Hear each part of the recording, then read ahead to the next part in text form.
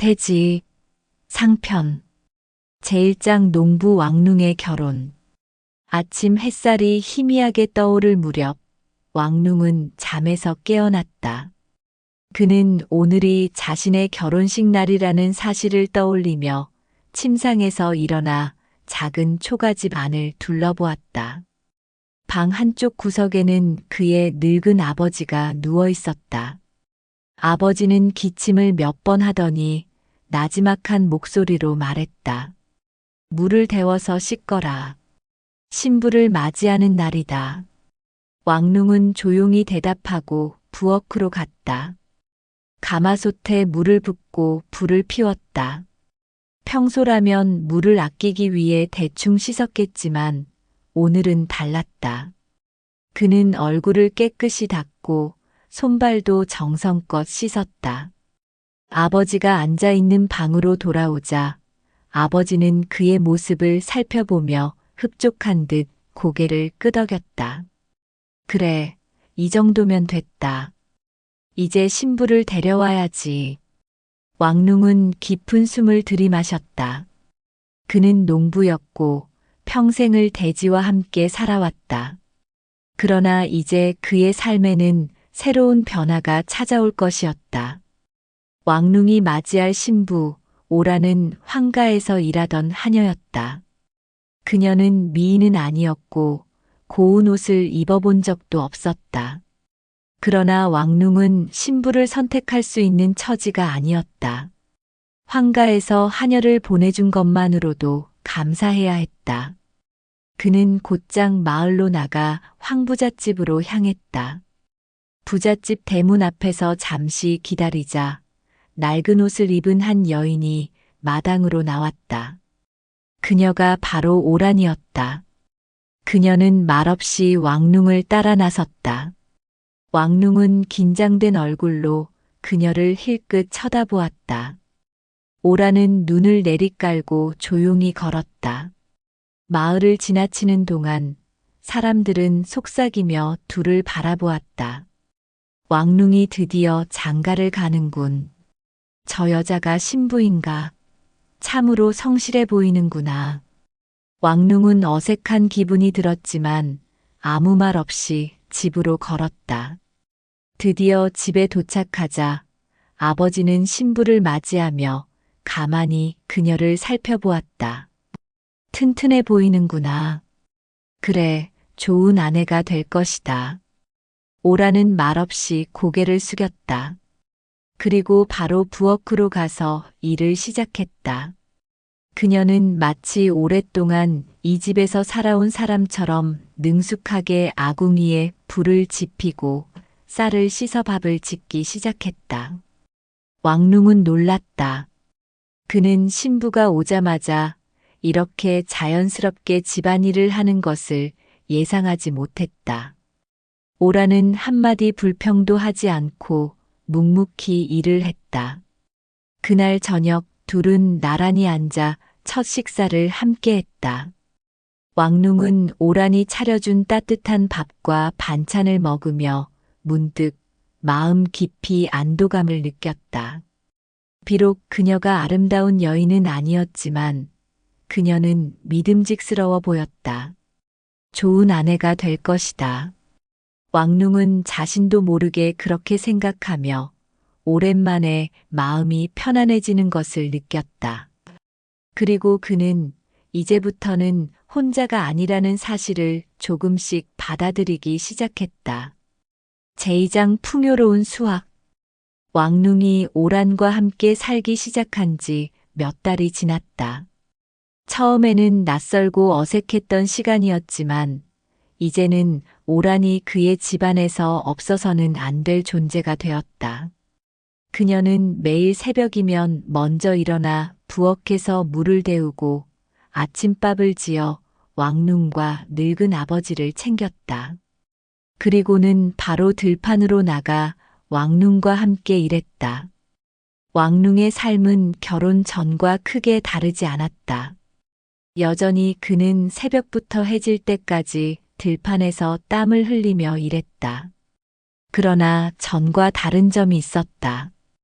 이제는 혼자가 아니었다. 그의 곁에는 오란이 있었다.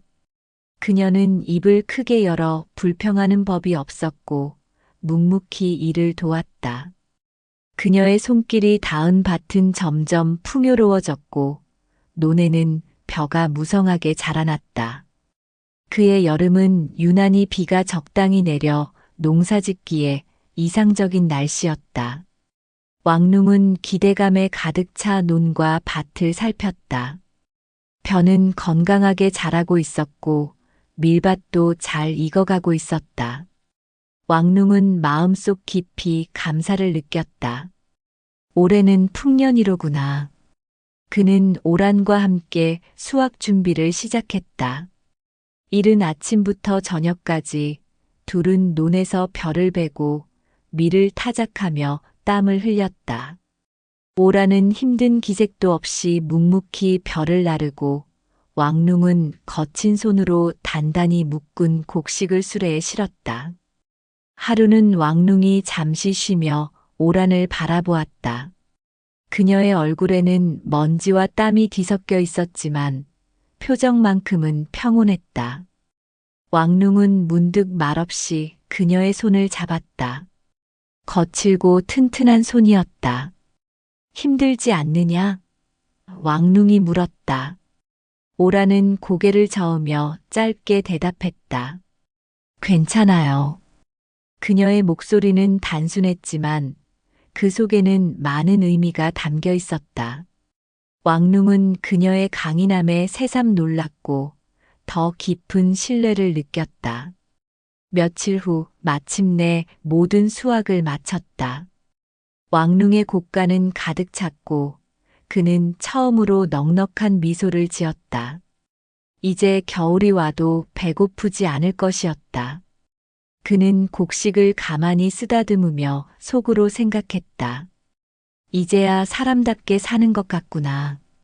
오라는 말없이 부엌으로 가서 뜨끈한 밥을 짓고 있었다. 왕룽은 그녀의 뒷모습을 바라보며 자신이 좋은 아내를 얻었다는 사실을 다시 한번 실감했다. 그날 저녁 왕룽과 오라는 늙은 아버지와 함께 오랜만에 여유로운 식사를 했다. 바람은 선선하게 불었고 수확의 기쁨이 집안을 가득 채웠다. 왕룽은 밥 한 숟가락을 입에 넣으며 조용히 말했다. 내년에도 이렇게 풍년이었으면 좋겠구나. 그러자 오란이 고개를 끄덕이며 짧게 말했다. 열심히 하면 반드시 또 올 거예요. 왕룽은 그녀의 말을 곱씹으며 미소 지었다. 그는 이제 알 것 같았다. 이 땅은 거짓말을 하지 않는다는 것을, 정직한 땀방울은 반드시 보답받는다는 것을. 그렇게 왕룽의 첫 번째 풍년이 찾아왔고 그의 마음속에도 새로운 희망이 움트기 시작했다. 제3장 가뭄과 기근. 수확의 기쁨은 오래가지 않았다. 겨울이 지나고 봄이 왔지만 하늘은 마치 노안 신처럼 땅을 외면했다. 마을 사람들은 초조한 얼굴로 하늘을 올려다보았지만 구름 한 점 없이 햇볕만 내리쬐었다. 왕룽도 예외는 아니었다. 해마다 봄이 오면 땅을 갈고 씨를 뿌려야 했지만 올해는 달랐다. 땅은 쩍쩍 갈라졌고 작은 씨앗조차 뿌릴 수 없을 만큼 메말라 있었다. 올해도 비가 와야 할 텐데. 왕룽은 땅을 만지며 중얼거렸다. 하지만 하늘은 무심했다. 봄이 지나고 여름이 되었지만 단 한 방울의 비도 내리지 않았다.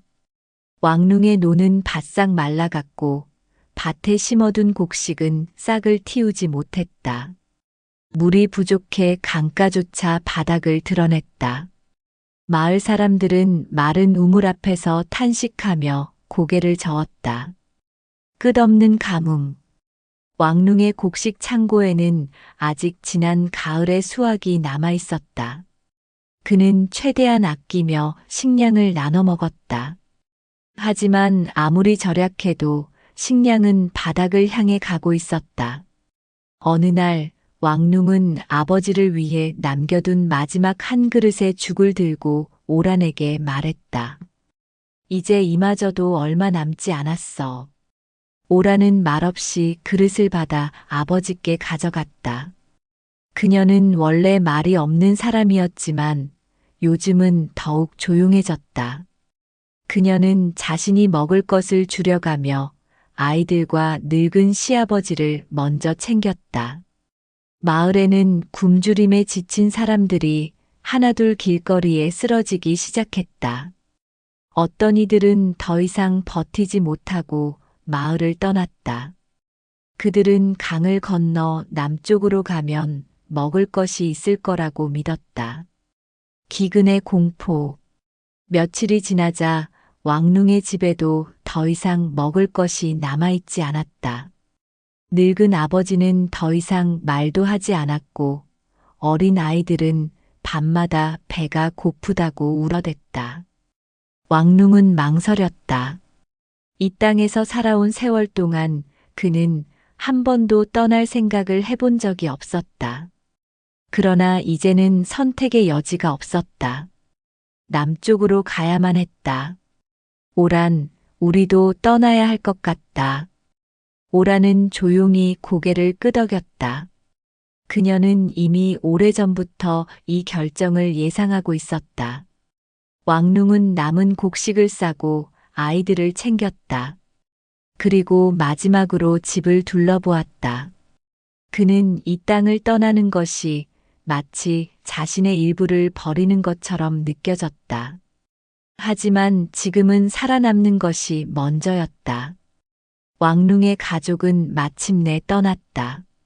그들이 지나가는 길목에는 이미 수많은 사람들이 같은 길을 가고 있었다. 그들 모두 굶주림을 피해 어디론가 떠나는 떠돌이들이었다. 길은 멀고 험난했지만 왕룽은 이를 악물고 걸었다. 그는 한 가지를 믿었다. 우리는 반드시 살아남을 것이다.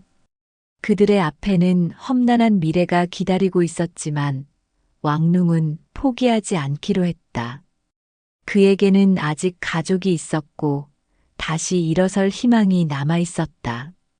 제사장 도시에서의 고난. 왕룽과 그의 가족은 메마른 고향을 뒤로하고 남쪽을 향해 걸었다. 끝없는 길 위에는 이미 수많은 사람들이 같은 목적지로 향하고 있었다. 다들 지쳐 있었지만 살아남기 위해 걷고 또 걸었다. 조금만 더 가면 도시가 나온대. 왕룽은 어린 아들을 등에 업고 힘겹게 걸어가며 중얼거렸다. 오란도 한 손으로 어린아이의 손을 잡고 다른 한 손으로 짐을 이끌며 묵묵히 걸었다. 그녀의 발은 부르트고 피가 배어 나왔지만 그녀는 한 번도 불평하지 않았다. 마침내 도시에 도착했을 때 왕룽은 그곳이 자신이 상상했던 것과 전혀 다르다는 것을 깨달았다. 도시의 풍경. 도시는 크고 화려했지만 거리는 굶주린 사람들로 가득 차 있었다. 벽에는 낡은 천막이 걸려 있었고 길모퉁이마다 구걸하는 이들이 웅크리고 있었다. 부유한 사람들은 말이 끄는 마차를 타고 거리를 지나갔고 가난한 사람들은 바닥에 엎드려 동전을 구걸했다. 왕룽과 그의 가족도 도시 한 구석에 자리를 잡았다. 그곳에는 이미 수많은 사람들이 임시 거처를 만들어 살고 있었다. 오라는 그곳에서 작은 텐트를 만들고 아이들을 그 안에 눕혔다. 이제 어떻게 하지? 왕룽은 한숨을 내쉬며 말했다. 먹을 것이 없었고 돈도 없었다. 구걸과 노동. 왕룽은 처음으로 구걸을 해야 하나 고민했다. 하지만 그는 그것이 너무나 부끄러웠다. 손을 내밀어 동량을 받는 것은 평생 농사를 지으며 땅과 함께 살아온 자신에게는 감당하기 어려운 일이었다. 일을 찾아야 해. 왕눈은 이를 악물었다. 그러나 가난한 이들에게 일이란 쉽사리 주어지는 것이 아니었다. 도시에는 이미 일자리를 찾으려는 사람들이 넘쳐났고 왕눈 같은 시골 사람들에게 기회는 거의 없었다. 결국 왕눈은 부유한 가정에서 땔감을 나르는 일과 길거리를 청소하는 일을 했다. 그는 새벽부터 밤까지 일했지만 받는 돈은 쌀 한 줌을 사기에도 부족했다. 오라는 묵묵히 길거리를 다니며 버려진 음식이나 먹을 것을 찾아다녔다. 때로는 남은 빵 조각이나 시든 채소를 주어서 아이들에게 먹였다. 먹어라. 내가 먹어야 우리가 버틸 수 있다. 오라는 아이들에게 음식을 나눠주며 조용히 말했다. 도시의 차별. 도시는 그들을 쉽게 받아들이지 않았다. 부유한 사람들은 가난한 이들을 멸시했고 병든 자들은 거리에서 버려졌다. 어느 날 왕눈이 일터에서 돌아오던 길에 한 부유한 상인이 자신을 불렀다. 이보게, 이 가마를 들어 나르겠나? 왕눈은 힘겹게 가마를 들었다. 그러나 상인은 약속한 돈을 주지 않았다. 내 놈 같은 촌놈에게 줄 돈은 없어. 상인은 비웃으며 사라졌다. 왕눈은 주먹을 꽉 쥐었지만 아무 말도 할 수 없었다. 그는 굶주린 가족들을 생각하며 다시 길을 걸었다. 절망 속의 희망. 어느 날 오란이 시장에서 남은 음식을 얻으려 하다가 부유한 여인에게 쫓겨났다. 그러나 한 노파가 그녀를 불렀다. 너는 일할 생각이 있느냐? 오라는 고개를 끄덕였다. 노파는 그녀를 자신의 집으로 데려가 빨래를 시켰다. 오라는 온종일 손이 갈라지도록 일했지만 받은 것은 마른 빵 한 조각과 약간의 동전뿐이었다. 그날 저녁 오라는 그 빵을 아이들에게 나눠주며 말했다. 조금만 더 버티자. 왕눈도 고개를 끄덕였다. 그는 비록 도시에서 온갖 고난을 겪고 있었지만 희망을 버리지는 않았다. 우리는 반드시 살아남을 것이다. 그들은 여전히 굶주렸지만 살아남기 위해 서로를 의지하며 하루하루를 버텨나갔다. 제5장 반란과 기회. 왕눈과 그의 가족은 도시에서의 고난을 견디며 하루하루를 버티고 있었다. 도시는 여전히 가난한 사람들로 넘쳐났고 길거리는 굶주린 이들로 가득했다. 그러나 그런 절망 속에서도 변화의 조짐이 보이기 시작했다. 소문과 동요. 어느 날 도시의 시장 한가운데서 한 남자가 소리쳤다. 부자들은 창고에 쌀을 쌓아두고 우리는 굶어 죽어야 한단 말인가. 그의 외침에 사람들은 웅성거렸다. 이내 거리 곳곳에서 불만을 토로하는 이들이 나타났다. 왕눈도 시장 근처에서 사람들의 이야기를 들으며 가슴이 두근거렸다. 곧 큰일이 일어날 거야. 도시 전체가 긴장으로 가득 찼다. 거리에는 군인들이 배치되었고 부유한 자들은 높은 담장을 세워 자신의 집을 보호했다. 폭동의 시작. 얼마 지나지 않아 마침내 폭동이 일어났다. 굶주린 사람들이 모여 부유한 가정과 곡물 창고를 습격하기 시작했다. 쌀을 내놓아라. 우리가 굶어 죽고 있는데 너희만 배부르게 살겠다는 거냐? 왕눈은 혼란 속에서 가족들을 보호하기 위해 서둘러 그들을 텐트 안으로 숨겼다. 그러나 주변의 아수라장 속에서 살아남으려면 그도 결정을 내려야 했다. 기회의 순간, 왕눈은 머뭇거렸다. 자신도 폭동에 합류할 것인가, 아니면 그냥 이 사태를 피할 것인가. 그는 본능적으로 가족을 위해 살아남아야 한다는 것을 깨달았다. 그는 군중들을 따라갔다. 많은 이들이 부유한 자들의 저택으로 몰려가고 있었다. 왕눈도 그들의 뒤를 따랐다. 저택의 문은 이미 부서져 있었고 사람들은 안으로 들어가 값진 물건들을 챙기고 있었다. 왕눈은 머뭇거리며 안으로 들어갔다. 나는 도둑질을 하러 온 것이 아니다.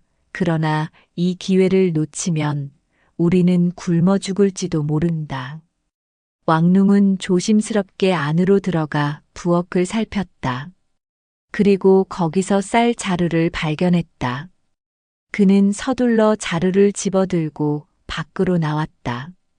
다른 이들은 금이나 비단을 챙겼지만 왕눈은 오직 가족을 위한 식량만을 챙겼다. 그가 집으로 돌아왔을 때 오라는 놀란 얼굴로 물었다. 이게 다 어디서 난 거야?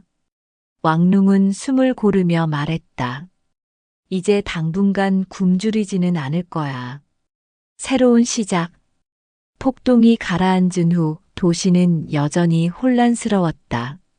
많은 부유한 이들이 도망쳤고 군인들은 도망친 사람들을 진압하려 했다. 그러나 왕눈은 더 이상 이곳에서 버틸 이유가 없다고 느꼈다. 우리는 다시 고향으로 돌아가야 해.